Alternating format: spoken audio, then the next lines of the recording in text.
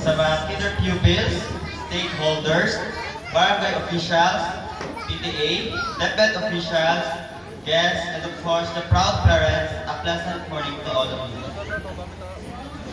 A moving up ceremony is a school event that celebrates a student completion of a school level and the transition to the next one. A day of rejoicing of its mark of conclusion for our educational journey and the beginning of the year of another more uncertain and more difficult part of student quest for better life and future.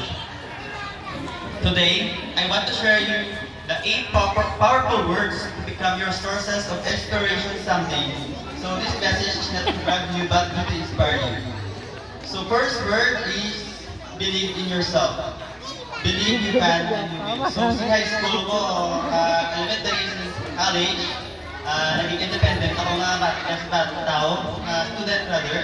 So sa college, sa high school ko, sa first year, mga fourth year, mag-business ito na, palagi baligya sa mga schools, sa mga rooms. Then, sa senior high school, nag-hadto ako as a working student sa Canva. So, kita nyo ako sa Canva, so, sa 2 years senior high school, dito ako nagtinda sa working student. So, kapilit ko sa kalingon, mga someday, kaya ko gitna. Second word is stay strong. So, iskan mga difficulties, yung mga challenge na ginhatag sa inyo, dapat maging stay strong, ito sa inyo, magalingon ka, patihon, yung kagalingon yung someday, madala, kita sa better future. So, third, never give up.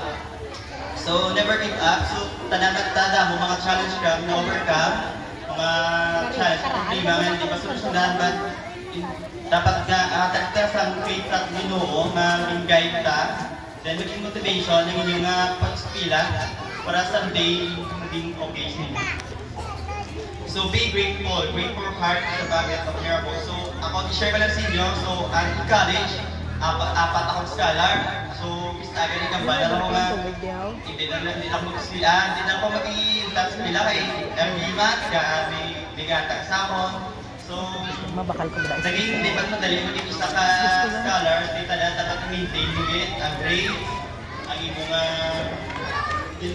mga standards sa scholars, dapat maintain mo na siya. So, dapat sa inyo maging source of information sa inyo sunod nga maging scholar mga po, especially banan naman nga sa someday mag-college mo, good life ng college mo, so dapat magkita ikaw sa mga scholarship na maging sa inyo. So work hard. Good things come to this work hustle. So work hard. For example ko is when I was in third year college, yung pandemic na time to. So I was able to nag-work ako sa may ABL Bank, sa PSA, yung nakita niyo ako sa PSA. So third year college ito, then fourth year, third year college ito was online, ano kami mga online sa online class. So nag-decide ako ng isang online class, kaya wala ko kaya sa may encoder as a bank sa PSA. So makita, inakis ako online ko, encode, kung saan ko class,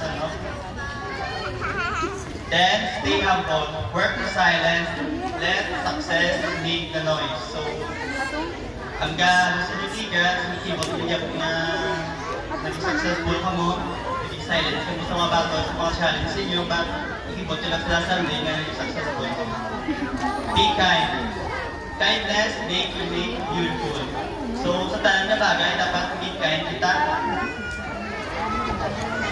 Keep smiling. So, because of your smile, you make life more beautiful. So, as ka stress sa inyo, dapat smile ka mo kay hindi naman madala ang problema sa mo. So, and every day, dapat mag-smile kita. Students, kindergarten, hindi pa matay, wala. Gutom na sila. So, ang itong 8 powerful words na ihatag ko sa inyo. So, first, believe in yourself, stay strong, never give up, be grateful, work hard, stay humble, be kind, and keep smiling. Importante is keep smiling for me, ha? Kaya wala ka ng problema, dapat keep smiling yan po. So as we come to end of this momentous moving up ceremony, I just want to congratulations to all students and of course the proud parents and the teachers behind of this successful event. And to Ma'am Jenny, thank you for inviting us to become your inspirational message. I hope all the message shared to you become your inspiration someday. So thank you so much.